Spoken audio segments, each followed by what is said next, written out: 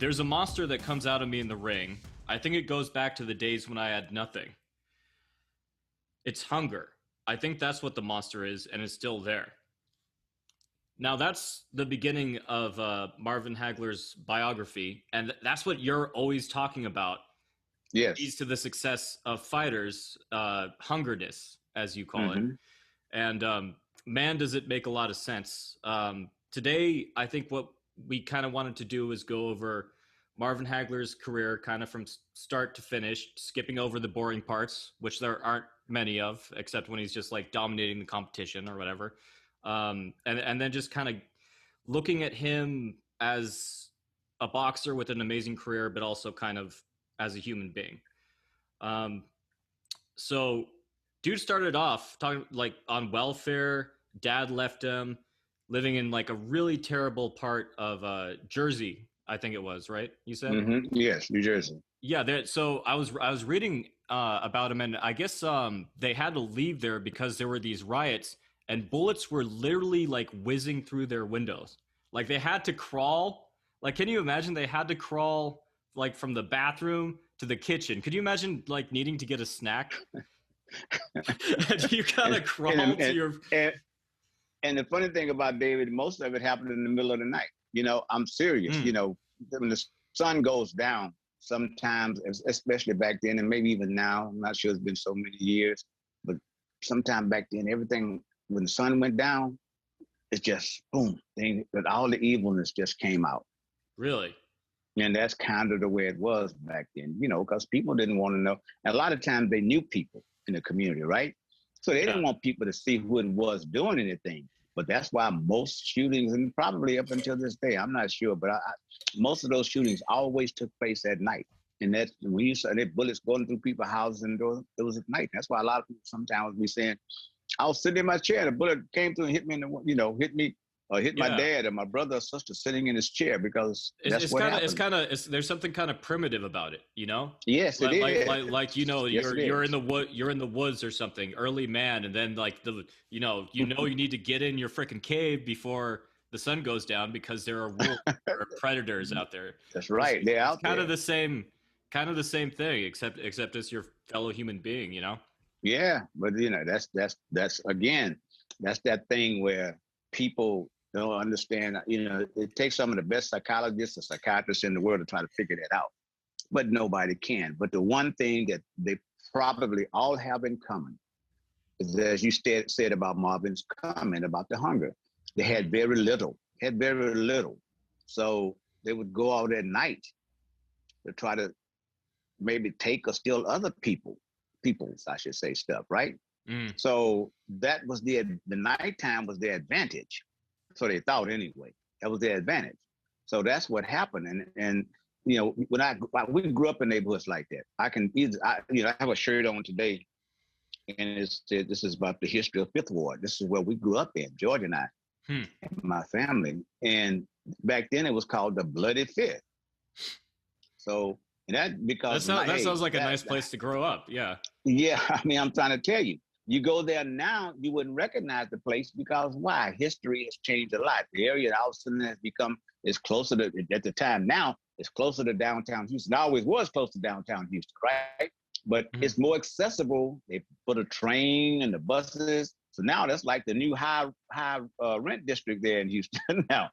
But 30 years ago, or even 25 years ago, nobody wanted to live in Fifth Ward. People go there now, they have no idea that it's Fifth Ward because they changed the name to it.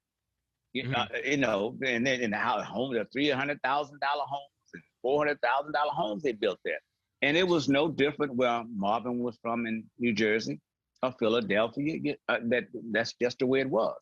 So I think it probably kind of does something to you, right? Like, first of all, there's the incentive to like get the hell out of there, you know? Yes. Especially if you're apparently Hagler was like a naturally very kind person. Like, and it was the same thing with Tyson and like on the waterfront. Like, there's some kind of stereotype about taking care of birds. So apparently he'd like always take care of all these injured birds, and he just avoided everybody and just stayed at home looking after his pigeons, I guess. So, you know, it's because, David, I don't even want to say shame, maybe I'll say embarrassment. Sometimes, right? Sometimes it's embarrassed. You're embarrassed about what you don't have. But then as you get older and you think about it, or you get more successful and you think about it, you realize that nobody around us had anything. What was I ashamed of? That's the deal. But that's really, so it's embarrassment. We had to go to school with, we wore the same sneakers for a whole year sometimes. And by the time you got like a toe, you got like a toe sticking out of there. Yeah, pretty much. Yeah. You were so happy school was out, but then you had to play the whole summer in those same sneakers until you got your next new pair when school started again. See, so a lot of it with Marvin probably was, and I'm not, I'm not trying to examine what he thought, but I can pretty much say that perhaps we all lived the same life at that time growing up with that. And I think that you carry that into the ring as you start preparing for whether it's football, basketball, boxing, whatever. You have to have a hunger to get better, to make your life a little bit better, your future for your family, whether it's your children or your mother, whoever the siblings you're taking, you want to do better. So that was one of the things people noted was his work ethic, like he practiced harder than anyone practiced. He was at the gym 24/7. He would, running in combat boots every morning, 5 a.m. Yes. All this crazy stuff. And I think maybe it's just because if you come from that background where you have bullets whizzing over your head, you're not going to take what you have for granted. You're not going to show up to a fight unprepared. Not at all. After you've been through all of that. And that's exactly what it was. He knew that any night, and I'll say this, and I remember a conversation it was a short conversation. When I say it was like a group, and he brought up particularly the fight with Willie the Worm Monroe. That was one of his early fights. Yeah, and that was you're talking about the robbery? Wait, no. Monroe was the one who beat him fairly the first time. Right, beat him the first time. Yeah, he went back and got him now. Everyone. He went back and got everyone. Everyone. His one fair loss, which was Monroe, he went back and got him, and then his unfair losses, and draws, he went back and got him too. And that's why I was surprised he never went and got Ray Leonard again.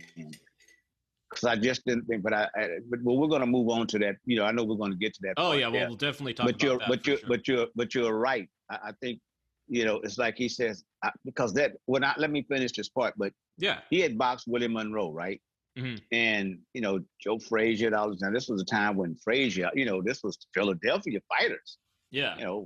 Jordan Benton, Benny Briscoe, Boogaloo Watts, all these guys were, it was like, man, the Philadelphia fighters. Nobody wants to go to Philadelphia and fight Philadelphia fighters. Well, he went to these guys, Joyce, and fought him. Mm-hmm. And he lost the decision. Willie schooled him that night. He even admitted. But Willie was a little bit more polished because Willie had been in the gym with Joe Frazier, Georgie Benton, all those guys around there, man. So Willie had a little bit more polish, slickness about himself. But Marvin said after that, he says, I will not let this happen, even though it did happen to one more time. He said, but I'm not going to let this happen again. That's the crazy thing is he never once got discouraged or let the obstacles get in his way. It was always, I'm going to improve and I'm going to come back. Or if it was unfair, he's like, I'll show him next time. No hesitance. Yeah, no hesitance. This guy was just a tremendous person. And as we go along, we can talk about the person that I got to meet and know over the years with him. Oh, I'm excited to hear about conversing with him, man. It was just amazing. He didn't talk a whole lot. He wasn't braggadocious. Mm-hmm. So if you could ever get him, first time I met him, I was kind of like, it was like 80, when I actually was prior to we sat down, it was probably prior to the Hearns fight. And it may have been McGabby, but he was in a restaurant, just sitting there. We was in Caesars. We used to go to sit in Caesars, had this place. It was like what do you call it? It was a big wide open space. The restaurant was there, Caesar something. And this is where everybody went. Either you want to be seen or you sit back in the corner where you didn't want to be seen, right? because they had the booths and stuff. And back then they would bring the telephone. That's when you were like treated like a real celebrity, I guess I say. You know, guys, you get your booth, Mr. Hagler or Mr. Foreman, you want a phone over in the corner, and you know, so you didn't have to really be bothered with people. They would sit you back. So when I came up to the thing, I looked in the corner, you know, I'm like, okay, it's Marvin Hagler. And he had this skull cap on. But some of the people didn't even know who he was. They weren't boxing people, I'm going to say, more than likely weren't boxing people. Yeah. But they had no idea that it was Marvin Hagler. So I did. I told the guy, I said, listen, I sit over there, but let me go say something to Marvin Hagler first. So I went over and introduced myself. You know, Marvin, how you doing, man? I said, been a big fan of yours. You know, I've watched you over the years. And because he told me, he said, yeah, you watched me. You just a kid yourself. I wouldn't say we're very close in age. But he looked at me. I said, but I told him I said, George Foreman was my brother. He said, oh, George had retired. So, you know, it was like, oh, you know, he said, man, that was a fighter. That's how we started. And we started talking maybe 15 minutes. And then news guys started coming in, you know, and I moved over to the thing. But man, we had such a good conversation. He talked about the things that the persons that he wanted to be. He loved boxing, but he had pretty much, because I don't know if a lot of people don't know this, but he spoke like 2 other foreign languages, right? And he developed that himself. Yeah, he spoke Italian. I figured Italian because he moved there. Yeah, and German. He spoke those 2 languages. So it was amazing to see this guy that television portrayed as this, you know, you didn't think the guy even smiled or nothing like that, you know? Yeah. But he did. But he wanted to become a personality, not a show off. And he wasn't. He never became that. You know, people talk about, you know, Tyson did a commercial, Ray Leonard, but people have no idea the commercials that Marvin Hagler did. Marvin did a few commercials, Right Guard, Pizza Hut. I think he did a truck commercial. He did about it's a shame too, because he's 4 different commercials. He's a great ambassador for boxing too, because yes, he was. A lot of times, you know, like you could be brilliant in the ring, but you don't have the best verbal skills. Like a lot of times you don't even understand what you're doing. It's just repetition and sparring a lot, and like your body does something brilliant on its own through instinct, and you don't even understand like why you did it. But Hagler's like just very intelligent, articulate speaker. You know, part of the reasons to recently, which is part of the reason it's such a shock that he went so young. You know, and I think they'll be honest with you, David, and knowing a lot of those writers, they're much older than I was, of course, but I got to know guys like Bert Sugar and some of the others over the years, right? As I grew older. And maybe not so much as Bert, but some of the other writers, they wanted the fighters to have that animalistic instinct. If that makes sense. Because they wanted to sell it that way, probably. Yeah, they didn't want. You sit there and tell this guy, man, this guy likes to collect art. You know what I mean? He wants to learn how to play the clarinet, play the piano. You know, they don't want to hear that. They want to hear you say, "Hey, this guy wants to knock somebody out or one that beats women." You know that's what they want. They wanted the animalistic part of them because that story just seemed like we can sell that. We can sell that. And if they can't sell it that way, then it's like, no, we're not going to write things about you. They go the opposite way. And that's what happened. They start to make up stories that they don't know. But there was never any about Marvin to create, because the guy, not many people, even today, goes back to Brockton, Massachusetts. Massachusetts, man, there's nothing up there. But it was the home of Rocky. That's why Marciano never really, I was gonna say it's lucky he met the Patronelli brothers, was their name, right? Yeah. They were friends with Rocky, I guess. Yes, they were. And they were. I think they were the perfect coaches for Hagler, because they treated him like he was intelligent and taught him how to think. You know, and you could socially that in the ring. You're absolutely right, David. Socially and intellectually, they were the best thing in the world. You know, and because they had a history, they could point back, you know, Rock was from here, you know, whatever, he went there, but he came back here. And so his lifestyle, you never heard much about Rocky. They show pictures of him going out with a star actress maybe once in a while. But there never was the stories about him. Of course, we didn't have CNN and TMZ, and I'm back then, they probably would have made up something like they can now. But you didn't have them back then to make up those, they didn't follow you 24/7. There was no 24/7 news. And that was a good thing. And I'm glad Marvin came along after his career, because who knows what they would have dug up. And because if they want to dig bad enough, they'll find it. But he was, man, when I tell you, man, this guy, he was an amazing fella. He was an amazing fella for the simple reason that he refused to fall into the stereotype. You know, he wasn't going to say like, "Oh, I want to kill this guy." He made jokes, he made jokes. So, well, it won't be a long fight. I don't anticipate it being a long fight, but hey, if it does, I'm ready to go. You know, it wasn't like Tyson said, "I want to eat your heart out, eat your kids," whatever he said. "I'll eat your children, I eat his kids, I cut his heart out, I eat his children." It wasn't that type of stuff, That's not what he did. And then when he got into the ring, that's when it came out. Yeah, that's when it came out, man. But it's funny because I think it was the Hampshire fight, one of his early fights, and a lot of people want to say he lost the Hampshire fight. I think it was a draw the first time. For some reason, I'm thinking it was a draw. It was a close decision, whatever it was. And he felt like he had to go back and make that right. And that's what I'm saying. A lot of times people, when they escape that, they don't want to go back. Like, I'm not going to fight that guy again, but he never had that. No, he was always eager to prove that he was stronger. And if he wasn't the strongest then, he's like, well, then I'm going to get stronger and I'm going to come back and you're going to see what I bring now. But like I said before, no hesitation. Even to the point. None at all. Do you know the story about the guy who beat him up at a party?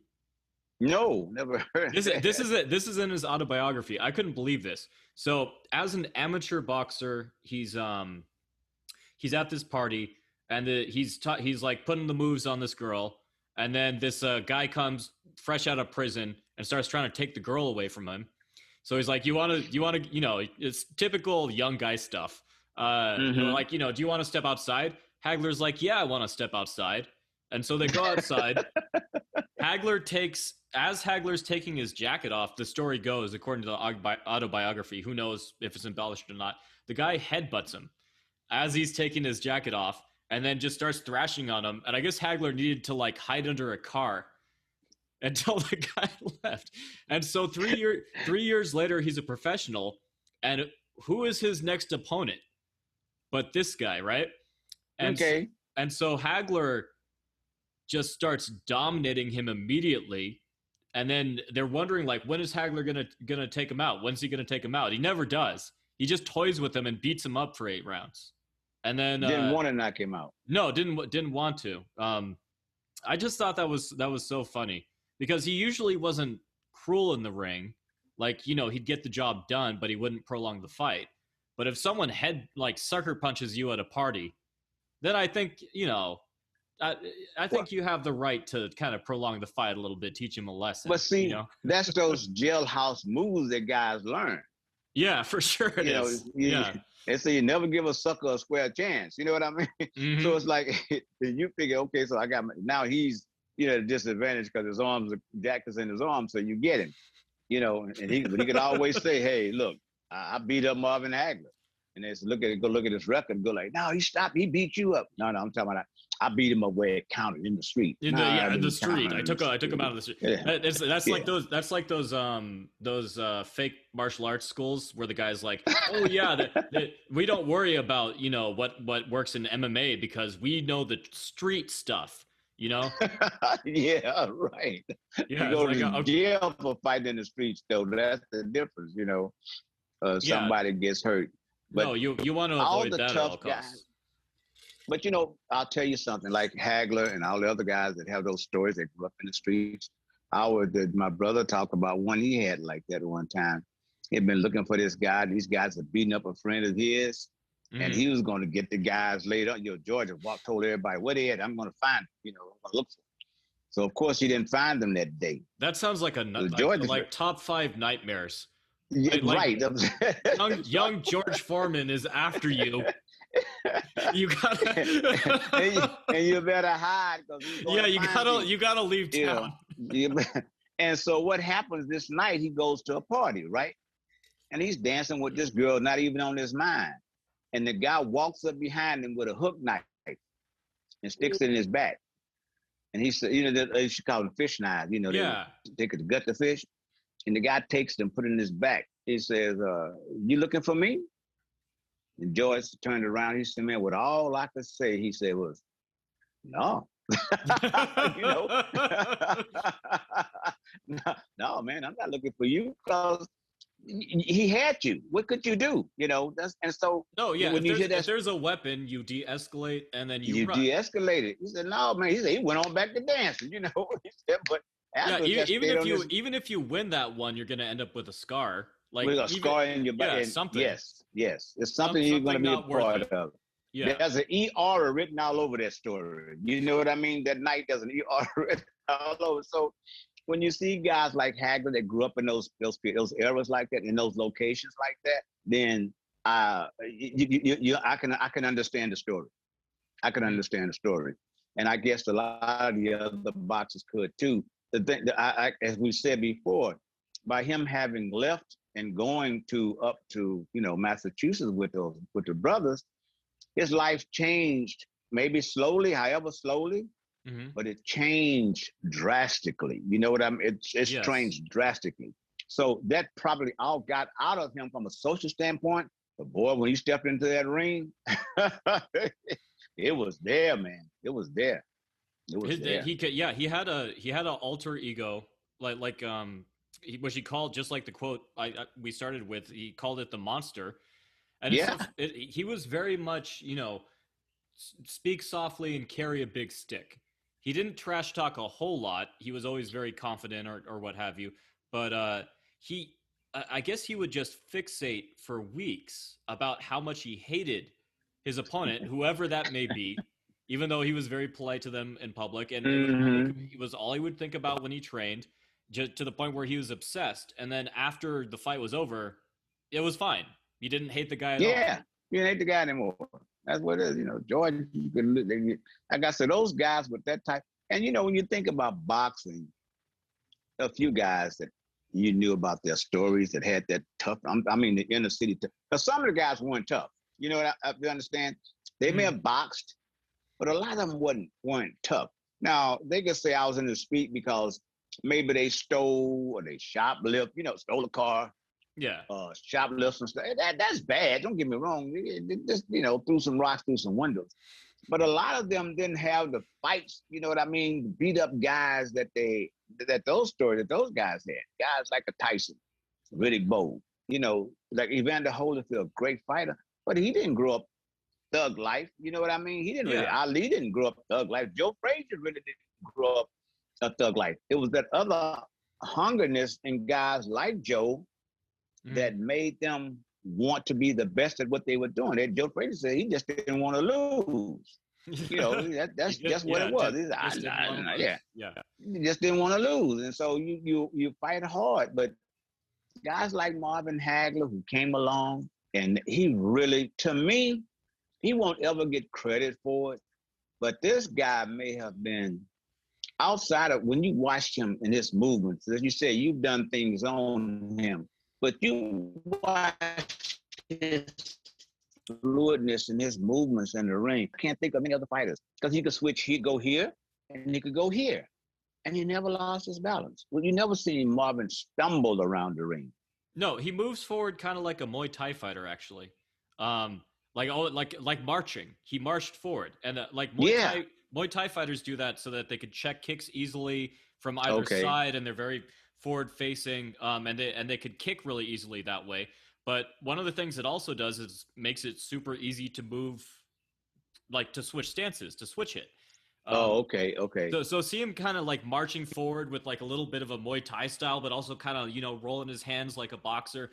It looks so intimidating because he's not standing sideways trying to get. No. He's right in front of you. There. Just come on. He's right in front of you, man. And I think that when you see his style, that's why I say he will probably never be appreciated well, he's not, by the boxing writers and stuff and the people maybe, they're never going to, they'd have to be really serious to sit down and break him down. Because when they point to him, they point to the Hearns, Leonard, Mugabe, and maybe, just maybe the Mustafa Mahamsho, and maybe those 4 fights. Duran, I mean, he just cleaned out Duran, but yeah, but they don't even. He beat Duran at Duran's game too. At his own game. That cannot be understated. That's right. He fought him on the inside, not for a little bit. Yes, he did. Not for when he had to. The whole night. The whole night. Roberto Duran on the inside. And that's what Duran was. I'm sorry. Go ahead. And and then he went and took out Hearns. Right after the two, like, you can't think of two more different kind of boxers, right, than Duran and Hearns, and then he went and dominated both of them back to back. It's just insane. Yes, and I believe even in the Leonard fight, had he not gave away or been as apprehensive in those first 4 rounds, I think he does Leonard. Leonard worked on his mind more than he did his boxing game. I don't think he was worried about the boxing game. Again, do you think he knocks Leonard out if he starts a little earlier? Oh, yeah. You think so? Ray, remember, Ray wanted this fight to go 12. Marvin wanted 15. He gave in to Ray for it to go 12. Yeah. And I think that's why Marvin, in his mind, and I want to see if I can remember this right, because someone told me this. Boy, it'll have to come back to me. But I let's say this. I know I heard it. Someone said that when he came back to the corner after the 12th round, he said, "I'll get him next round." They said, "This is it." Because if you watch the fight, you'll see him when the fight's over. It's like then he realizes, because Ray is doing this, like he always did. Well, Hagler, I'm sure, felt like he had a pretty easy night, honestly. He did. Yeah. He did. I mean, he didn't. Yeah. Listen, I don't care how people can say, and they're not going to change my opinion, but I had Hagler winning that fight that night. Yeah, I had it. No matter how you look at it, I had him winning. And I'm going to stick by this thing that people said, especially back then. You had to knock a champion out to get his title. Okay? That was always the thing up until that fight with him, Michael Spinks and Larry Holmes. It was always, you got to knock a fight out to get his title. Or at least dominate him for 7 rounds. At least dominate him. So I thought he did. I thought Marvin Hagler did enough. Out of 12 rounds, I thought he won 7 rounds enough to do it. He hurt Marvin with just some the shots. body work, just the body work alone, just the body shots just the body shots alone. See, but people want, you know what it was? Let me tell you, I was being there, right? The 4 days that we were there leading up to this, because what used to happen. Yeah, let's talk about this. Because I want to. We already talked a little bit about how he beat Duran. And you were there for the war. You were there for Mugabe, right? And then you were there for Leonard too. So we could go in any order, but I really love, and I'm sure a lot of people would love to hear your firsthand account of those fights and being there for those. Okay. Yeah. Let's start with which one you want to start with first. Well, let's start with the Mugabe. Okay, let's start with Mugabe. Let me put I spent more time with Duran, Leonard, and Tommy than I did with Mugabe, because Mugabe wasn't that big of a name. Yeah, no, but that was a great fight. Not that he wasn't that big of a name. It was, but see, nobody expected that. They probably, and I think after Ray Leonard saw the Mugabe fight, and that's when I heard that someone said he thought he could beat Marvin. Right? Yeah, if not for that fight, then Leonard versus Hagler probably never happens. Yeah. But the reason was because he saw Mugabe use his jab, but Mugabe was a much stronger fighter. Much stronger fighter. He was stronger because Mugabe had started out as a light heavyweight. He was a thick. That makes sense. Mugabe was. Yeah. He was a very muscular look. If you see him, man, he looked like a heavyweight. Really, there was a fighter named Bash Ali, who was a light heavyweight champion late on in the late 80s, early 90s. He looked like that. You know what I mean? He had the muscles, man. So you seen him, he could have passed for a heavyweight, a light heavyweight, cruiserweight, or whatever division may have been. So chances are he walked around at 180 and came down to fight at the middleweight, the middleweight division. So that the weigh-in, I got there 2 days before, I think it was, and I seen him. Mugabe was one of the fierce-looking guys, right? Very fierce-looking guys. Yeah, if you look up his highlight reel on YouTube, the dude had power, like insane power. Yeah. I'm saying for a middleweight, unless you know that his power had to come from that he was a bigger guy to have punching power like that. Mm-hmm. So on the scales, you look up and say, damn, 165, right?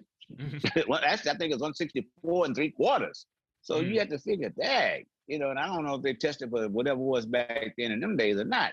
But he made it. Hagler was always his weight. You know what I mean? Yeah. Like, boom, always. God, never. Pound over. Whereas Mugabe might have spent like all night in the sauna. Trying to get that last weight off of him. Yeah. But the jab that night, man, if you look at it, he was jabbing him, hitting him with power shots. Marvin absorbed him, but it was more a wear down thing. And as soon as he got him where he wanted, he threw that punch. But by that time, Mugabe's whole thing had just... it's like it just left him. Yeah, that's the work rate. The insane. Yes. Even if you're winning the first half of the fight, you really have to think about, have you been pushing yourself to your absolute limit for the last 10 years of your fight like Hagler has? Because if you haven't, you're not going to keep up with them for those last few rounds. And remember, it was 15 rounds. Yeah, I can't even imagine. Wasn't 12. This is going to be 15. I can't even shadow box for 15 rounds. I think he caught him. Man, 3 minutes. Come on, to put it into perspective. Whoever's listening, try just shadow boxing for 15 rounds if you've never done it before. Let alone like bad work or mid work or an actual fight. It requires another kind of person to be able to do that. Like years. Yes, it does. It takes years to work up to 15 rounds. It's not normal. I used to watch George when he would come into the training the gym. Well, all the fighters, not just George, but I'm around him more than anybody. But I used to watch the other fighters when they would come into the ring, and the guys go in their shadow box, right? And they step in the middle of the ring, and the bell ring, man. 1 round, 2 rounds, 3 rounds, 4 rounds, 5 rounds, 6 rounds, 7 rounds, 8 rounds, right? George would box sometimes 8 to 10 rounds before he ever sparred. He did.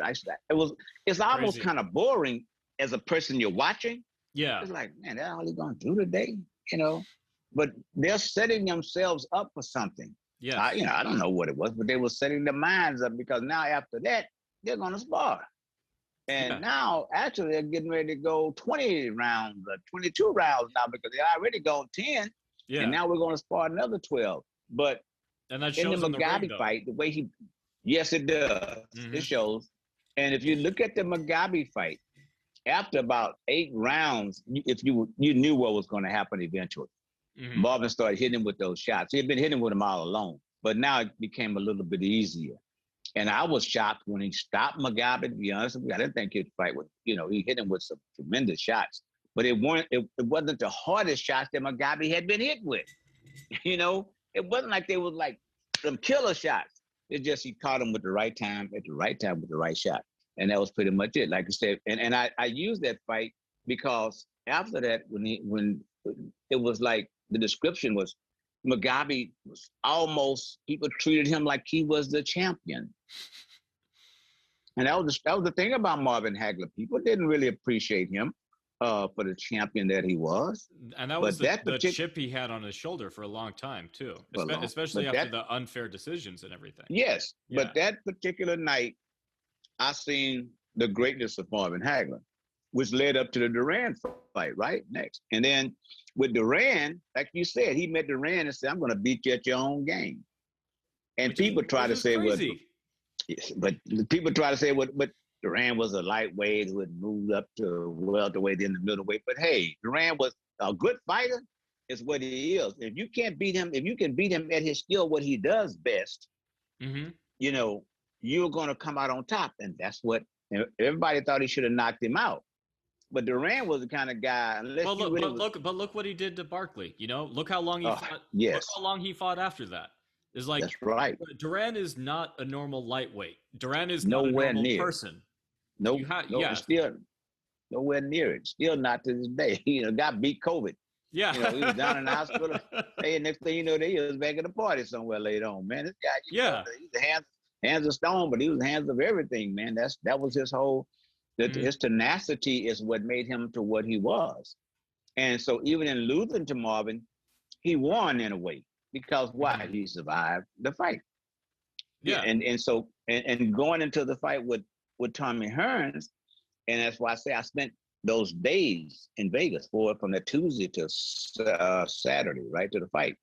But back then, fighters used to go in and set up after they had their training camps. They would come into Vegas and see us like, oh, man, a week or 10 days before the fight, because people used to come and watch them train.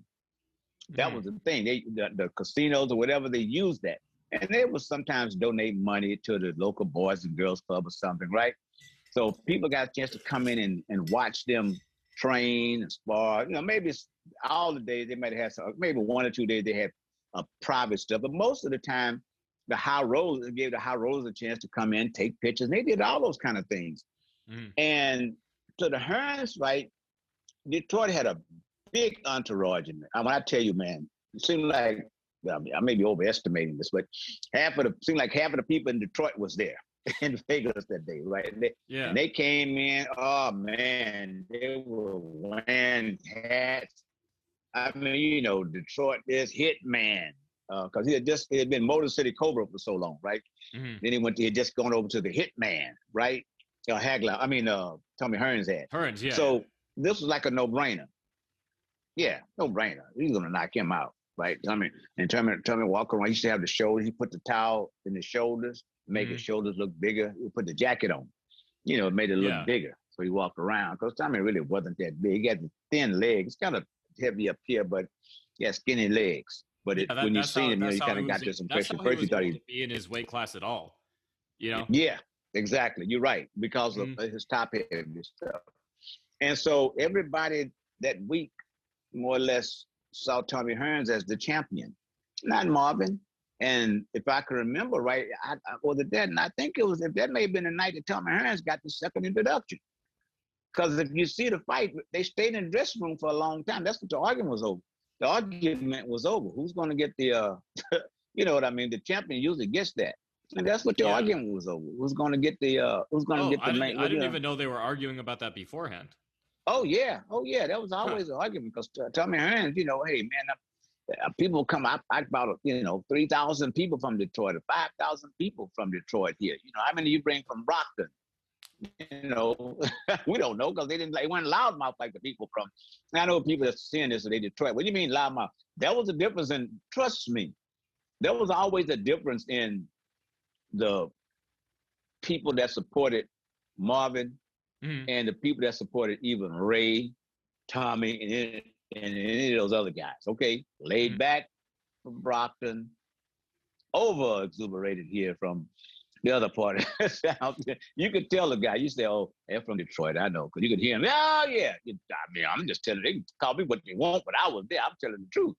That's the way it was. So the Hearns crowd was like larger. It was a Hearns crowd.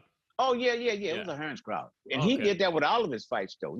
Ray, Duran, he always, when he fought Duran, it was always Detroit supported Tommy Hearns. They cannot say nothing else about that. They really supported him. So so leading up to that, Marvin had already developed this chip on his shoulder. I really believe that he had intended to pound Tommy Hearns, David. I really do, for like some rounds. I really believe that. I think his thing was, I'm going to beat this guy because every time Tommy would look at him, Tommy go, the round, making the round thing. Going to take you out in two. Yeah, going to take you out. And I think he said, okay, I'm going to punish this guy. But what happened when he got hit in that round, and then at the end of the second round, when he got that really bad cut, bad cut right over here. And Richard Steele, what a name for a referee, Richard Steele, would come back to the corner and told him, say, I'm going to give you one more shot. Yeah. Right, because the cut was so bad. And he says, I got to stop this thing. I can't let this go. And that's why when he went out the next round, he knew he had to take him out. Because he didn't go after Tommy in a vicious way. Look at the first round. And even the second round, he hit him with a shot. But Tommy was the one letting loose with bombs. because to be honest with you, that was the only way Tommy was going to win. He could not. Tommy didn't have the disposition or the condition. As you said before, his power was here, weight was here, not here. And he didn't have the. So you're saying that Hagler could have even outboxed Hearns, is what you're saying? Yeah. Even with Hearns' insane reach and everything, you think that he? Yes, I think he could have, because I don't think Hearns could have kept the distance. Is the thing? No. Yeah. I think Marvin was the Cadillac in against the Volkswagen. No, I'm sorry, a Cadillac against a Maserati. Maserati takes off, and boom, the first, maybe quarter of a mile, that's it. But you continue going around and down the street, that Cadillac gonna keep driving, at 65, 70 miles an hour. The Maserati gets up to 110, and it can't keep that all the time, because then you might burn up. And Tommy Hearns was that guy, but Marvin Hagler was that Cadillac, because he was, like you said before, he was prepared to go the rounds. It was always, like he said once before, what is 4 rounds, 8 rounds, 12 or 15? Whatever fight he was fighting, he was prepared to go the rounds that it took. And that's the way he trained. And I think we talked about this before with Tommy. Once he got that thing, the Motor Cobra, Motor City Cobra, the Hitman, it was all about knocking guys out. That's what it was all about. He didn't want to go because everybody, he felt like, and there's still fighters today who have the reputations, who feel like if they don't get a knockout, they didn't have the best night. And I think Tommy wanted a knockout against one of the greatest fighters, because even at that time, Marvin Hagler was still a Hall of Fame fighter as far as I was concerned, even up to that point, having beaten Duran, Mugabe. So Tommy thing was to get rid of him, but he made the mistake. And if he hadn't gotten cut, who knows? But I believe the fight would have gone to the 8th, 9th, 10th rounds, 12th. And I think Marvin stops him anyway, because Tommy, and I heard this from more sources, that Tommy really wasn't crazy about running, doing a lot of road work, and he had the thin legs. So, that could have been that. I don't know what the reason was, but I heard this before. And I heard Manny say it before early on. Tommy didn't like to do that kind of road work. He was just satisfied on coming to the gym, jumping rope, 3 miles, maybe 5, but, Hagler was doing 10 in those boots. So he was ready to go. So Hagler's original plan was to close the distance and just overwhelm him with volume the entire night, which is kind of what you saw with that insanity in the first round, with Hearns saying, like, I'm not going to box him, I'm going to, slug back with him, and then breaking his hand.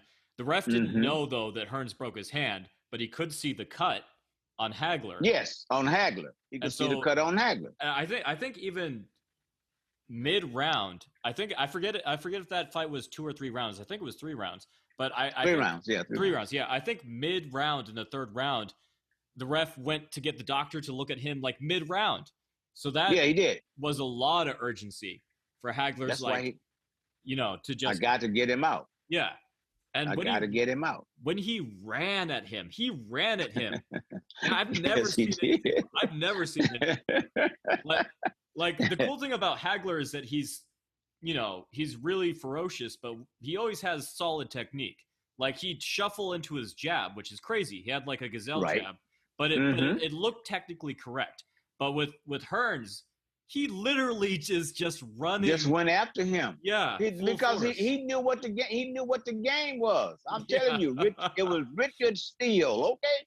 I always wanted that's his real name. He was gonna steal the match. Boy! So and so at that time, Tommy was the house guy, like Ray Leonard. As for betting laid down, and I don't remember the odds, but I'd be willing to bet you that the odds were high that Tommy Hearns would get a knockout that night. I really do. I don't know if we could ever check that out, but I would be willing to think so. So when he went to get him, and if you notice something about Tommy, whenever Tommy got hit with a shot, you ever watch his knees? If you get a chance to pay attention to his knees, his knees buckled. Yeah. Right? He had a notoriously weak chin. Yes, sure. He didn't. Yeah. But he didn't go down from, the shots here or the guy. It's just like his knees always like, and that's means the signal from here. They was like, hey, man, we ain't ready for this. And even against Ray Leonard, remember, he went back into the ropes again. I'm talking about Tommy went back into the ropes against Leonard. His legs were gone. Yeah. And that's what happened. That's why, referee said, all right, that's enough. And, of course, Emmanuel, got him to stop the fight because they knew, this guy, like, probably said, man, this guy, and he had clearly outboxed Ray Leonard, man. But let me tell it, Tommy was winning the fight. The first one, yeah. The first one. And then Ray just, it's like Ray said, hey, man, what Angelo said, you're blowing it, kid, you're blowing it. That was probably Ray's best moment there. Best moment then. Yeah. And so he lost the second fight. Night, clearly lost. Clearly. They would have gave it a draw. They gave it a draw. It was ridiculous. Well, I wonder look at the scoreboard and see what the odds on that now. Yeah, exactly. We all know. Ray was the house fighter. Caesar's Palace was his home. He was the house guy. But Hagler understood that dynamic. Probably, yes, he did. Probably because of his earlier unfair losses. So he knew. Yes, he always did. He knew what was up. The funny thing about it, and after he stops him, of course, now, and, Ray had been out for a while, so this drama come up about coming back. He said, I only come back if I can get Marvin Hagler. And Ray had to retina surgery. Mm-hmm. And everybody was saying, oh, man, if Hagler come back, Ray's going to be blind. Writers were writing stuff about Ray's going to be blind. He'll never be able to see again. And they had guys wrote stories. That artists did those little depictions, and they had Ray Leonard's eye like coming out, and the little cartoon things. That's how bad they thought that Hagler was the thing that he was going to do to him. So the concern was more about Ray Leonard than Marvin Hagler. But when the fight was finally made, and they had to do the promotional stuff to make this fight, Ray was the one that they chose, that whether it was the networks, Hollywood, or whoever, decided he's going to be the star. Yeah, of course. Again, I think as I told you before, the image that they painted, white guys in this black guy's corner, the Petronellis. Mm-hmm. Ray Leonard, who's the blackest. I mean, that's basically what it was going to be. So people, and probably, again, I could say maybe with Duran and Leonard, I don't know, not as much, but probably since Smelling and Joe Louis, had America not been so divided between two fighters, maybe Joe Frazier and Ali. That was maybe I'll say Joe Frazier and Ali. Yeah. Well, America was divided with two fighters of the same nationality, and you had to pick a side. They're still fighting over it now. To this day. Yeah, like I made sure not to put who I thought won in the fight breakdown that I did. I said, if you're interested in my thoughts, I'll leave it as a comment. And I think there's like hundreds and hundreds and hundreds of comments now under my one comment explaining, because people are still just arguing. There's like, to this day, there are hundreds of people arguing with each other underneath that comment. No one's, to this day, no one agrees on that still to this day. They just had that. It was the anniversary, right? The other day. I forget exactly, April or something. And everybody was like, well, and some people said the greatest robbery in boxing or the greatest win for Sugar Ray Leonard. But I do know this, leading up, the stories, the way they presented things is what made it difficult with a lot of people. Marvin Hagler, Brockton, hard work, and every morning, because this was on the news probably more than, back then, the evening news, which is, I guess, the 6:30 news or 5:30, depends on what you get, but the evening news, not the local, but the evening national news. They did stories on all the big fights, Rumble in the Jungle, Sunshine Showdown, Ali and Frazier. They did stories on them back then. This was because they were closed circuit. They were selling closed circuit, right? Okay. So, but they did great stories on these guys. They even hired guys like the Plimpton and the artist. I forget his name. I don't know how. The guy that did all the artwork for the fighters all the time. Him. And they hired these guys, Frank Sinatra, the actors to be commentators and do all this stuff. So this is one of those, that's what they did with the bigger fights. And leading up to that, the depiction was this. They show, okay, big fight, the war is coming up. There's Marvin Hagler. It's 17 below degrees, I'm just saying. And he's up in Brockton early in the morning. skull cap on his head sometimes, or maybe he didn't have a skull cap on sometimes, which I thought was kind of crazy in that cold weather, but I guess, hey, preparation is what you prepare for, right? But they had him, and he had a little goatee, and the ice was in his thing, man. He's sweating and sweat coming down. He's in his hard work boots, running hard. Depiction, right? Now, Ray Leonard, California, drive up in his Rolls Royce, warm-up suit, Rolex watches, the media out there. Hey, Ray taking pictures. Ha, Ray smiling. That's that $1 million smile. So now it's like Ray Leonard's the good guy in this thing. Not Marvin Hagler. They showed him knocking out guys, right? Hagler. And Marvin didn't have a lot of early round knockouts. That's the thing about it, but he wore guys down. Yeah. But every time they would show him, he was knocking guys out. And with Ray, they show Ray in his Olympic stuff. Okay, like gold medal. All finesse and then dodging punches. Yes, all finesse. So, and he had done the commercials for, I think it was 7-Up or Coca-Cola. Someone he had done a commercial for with his kid. He was a family man. Marvin Hagler over here. Ray over. So now America again, you make your choice. Oh, we're going to go with the Olympian. That's Ray Leonard. He's a Hollywood on television. This guy, Marvin Hagler, lives up back east. We don't know nothing about him. We see him on, he looks like a killer. That was a depiction. So people decided, Ray Leonard is our favorite. Marvin Hagler came in more or less going for the championship. It's like when George and Ali, the Rumble in the Jungle, and George has talked about this years later. He said, I went in fighting I think I've said this so many times, but fighting the image rather than the man. Because George was the champion. He fought Ali like he was going after the championship.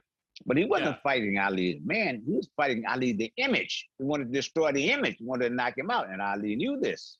And in Leonard's case, Hagler was the same way. He wanted to be Leonard, the image. The man didn't bother him as much as the image that Ray Leonard had. And that's why I think he started out. You're absolutely right. It's orthodox. Yeah. He wanted to prove he could outbox him. Yes, he wanted to prove he could do everything better than him. If you go in with what you do naturally, you get this guy. I don't care what nobody says. And still, even at the end of the round, okay, you give him say you gave Ray 2 or 3 of the first 4 rounds.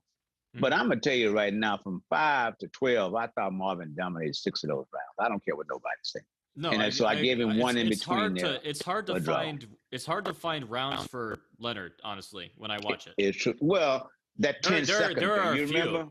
There are definitely 2 that are like, wow. There are some that are like, wow, Leonard really won that round. But besides those 2 or 3, it's hard to give rounds to Leonard, personally. He stole some of Ali's stuff. They just hollered, it's 10 seconds, 20 seconds, pop, pop, pop, pop, pop, pop, pop, pop, pop, pop, pop, pop, pop, pop, and you might see Marvin Hagler buck a little bit. Now maybe he hit him with some shots. But what about the 2 minutes and 26 seconds before that? Exactly. And the judges, that's what they were swayed by the crowd. I'm telling you, I don't care what they say. I'm there. 4 rounds, maybe 4 rows back. I'm watching it. And I'm watching, I've always looked at to see our judges' reaction. And you said the round would end, and the judge go like, you see their body motions, right? It's like, oh, well, Ray Leonard. And sure enough, when it was over with, that's what it was. One judge had that thing, 112 to it was crazy. Yeah, even Leonard was 4 rounds. Even Leonard didn't agree with that one. Like, what the heck was that one? He couldn't do it. And Marvin he said, listen, I know, he said, I wanted to fight. He said, I won. He said, but I knew they weren't going to. He said that in the interview with Tim Ryan, I think it was on CBS. He said, I knew they weren't going to, He said, but he knows who won. He knows who won. And I remember Ryan asking him, are you going to fight him in a rematch? He said, I don't know. I'm going to go back. He didn't emotionally, again, this is the cool part of Marvin Hagler. He didn't jump up and down and scream. He says, I'm going to go back home. We'll talk it over, and we'll see what happens. And I think someone told they offered him $25 million back. He said, that's enough. Because if you put all your effort into something like this, David, and they still get you like that, the best thing to do is just say, man, let it go. Because you think you're going to That's one make of it my in the. favorite things that he did is he's like, well, I know I won the fight, which is like it shows so much maturity, especially from Yes. someone who had been so upset with the bad decisions before and Mm-hmm. how it impacted his legacy to go from that to, well, I know I won this one. It's like not only did he grow as a great boxer, he grew as a person and he left on his own terms, which there's Yes, really he did. something to be said for leaving on your own terms and not leaving on a stretcher to like the up and coming kid you could have killed 5 years ago. Yes, you Easily, could have used that you know? exactly. And that's what I liked about it, because if he goes back and fights there was a talk between this young boy from San Antonio, Tony Ayala, who was like the up and coming middleweight, but he wound up going to prison. That's a story by itself. Maybe we should do one time and talk about fighters that went to prison. But Tony Ayala, if you get a chance to read about him, that'd be a really long one, man. that'd be a long list of stories. But if you ever get a chance to read about Tony Ayala, yeah, El Torito is what they call it. He was a bad boy. He was a bad kid, man. And they thought that one day he and Hagler were going to be the young bull and the older guy coming up. They thought that was the fight there. They were looking to build that fight up. Mm-hmm. Marvin Hagler was 32 years old. He Mm-hmm. never came back to boxing. That basically was I wouldn't say the prime of his career, but that's 32 is pretty much at the height of his career. He still had some years left for sure. Like yes, he did. Even if he had slowed down, he probably could have dominated another 2 or 3 years. His division easily, because the division wasn't that tough. Ray wasn't. I don't think Ray was going to fight him anymore anyway. Yeah. Because I don't think he would. And by that he had cleaned out everybody. He was really one of the last fighters in the middleweight division to clear out the division. Yeah. I mean, that's why the fights with Hearns and Leonard and Duran became up, because the guy destroyed everybody else in his division. Yeah, now they just want to move up weight immediately. For a purse, Yeah, everybody wants like, to. If you want a legacy, you have to clear out your division first. At least defend your title 3 to 4 times. Yeah, 3 to 4 times. And then move up, Well, everybody's talking about Crawford and Pacquiao. Listen, what is, other than making a nice payday, what is the advantage of Terrence Crawford fighting a 47-year-old Pacquiao? Other than the payday. It just doesn't, there's no, I mean, yeah. Well, he gets one more payday before he has to fight Spence. Right. I mean, I'm not saying like I'm not dumping on Crawford. I think he's a good fighter, and I'd love to see him fight Spence, and I hope he one day will. But you're right. Either he's going to defeat Pacquiao, and then it's like, well, it's not going to mean anything because Pacquiao's really old right now for a boxer. Yes. It's just going to be sad. Or Pacquiao's gonna defeat him. And then I don't even know what that does for Pacquiao, because as an amazing an accomplishment as that would be, they're still going to say, oh, yeah, Crawford didn't actually fight. Crawford wasn't ready. Yeah. Right. They're going to say he wasn't ready, but, he never fought anybody. So now, and that's only going to build up what's going to have another build up for Vincent Pacquiao. Now he's 50 years old and he's fighting. See, that's what I'm just telling you. That's the way it is, man. That's, like 30 years from now, he's got a robotic arm. Yeah. What are you doing after some? I'm still gonna watch it. I'm not. Of course. But this is no win. It's no win for the boxing fan in general, because you're still not getting the best to see the best. So like you did with Hagler. Who didn't Hagler fight? The only thing he didn't do is move up like a couple more weight classes, which he honestly he didn't need to. He didn't need to. I mean, at that time, look at what his crew would have been. He'd had a Michael Spinks, Victor Galindez, Dwight Kwawi at that time before he went cruiser, Marvin Campbell, Eddie Mustafa. Man, look. that's going to be hard. That's going to be hard. So, no, you don't go up. You'd be crazy to go up there, right? Just to try to prove something. And evidently, he was smart with his money. He retired. He lived a great life. Like you say, he went to Italy, started doing movies. So his life was great. But what did he actually die of? Do we know yet? Or they said a heart attack. His wife said he had a heart attack. That's basically. So from what I read, he was laying on the sofa and he started complaining about chest pains. And a couple of days, couple of hours later, I guess it got worse. And by the time they got him to ICU, it was just too late. And maybe it might have been too late even earlier. Who knows? But sometimes it was peaceful. I mean, I know a heart attack hurts, but it's not like you got crunched up in a car and you didn't get shot in the main streets of Teaneck, New Jersey, of wherever part of New Jersey he was from. No, He died lived, at home. he got out of there and he lived a fantastic Lived life, a and great, he fantastic inspired life. a whole lot of people. Yes, he did. And Left a legacy.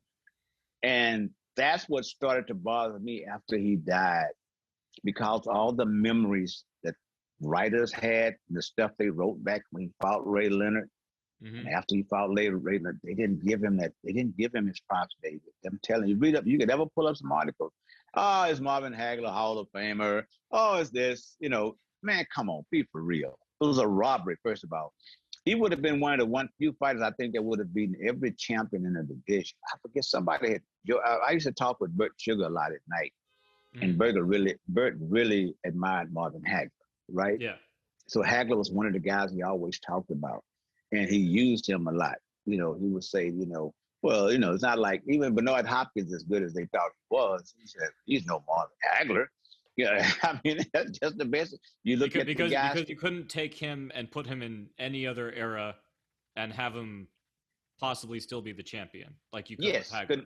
Like you could with Hagler. Today, Marvin Hagler would dominate. I'm not so sure Bernard would have dominated in the 60s. I agree. Like, it's hard to think of middleweights that would give him a whole lot of trouble, to where you're like, I'm not sure he could beat him.